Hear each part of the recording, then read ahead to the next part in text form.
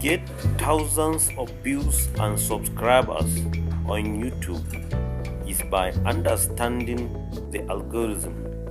When uploading a video, select a settings that algorithm pick up and recognize your video and push your video to the next level in front of thousands of people that interested on your video. This it helps you to get thousands of views and subscribers. Hello and welcome back. Please subscribe and like this video. Are you a small or new YouTuber struggling to get viewers on your channel? You are not alone.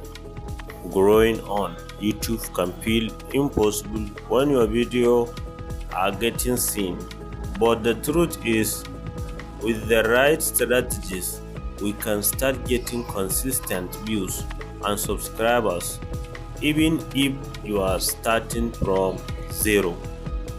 In this video, I am going to show you an option that don't select it when you are uploading a video. If you have been uploading content and not seeing results, it's likely you are missing a few keys elements that make a hook difference. Have a clear plan you can follow to finally start growing your YouTube channel and get your content in front of the right audience. So let me show you the option that I'm talking about.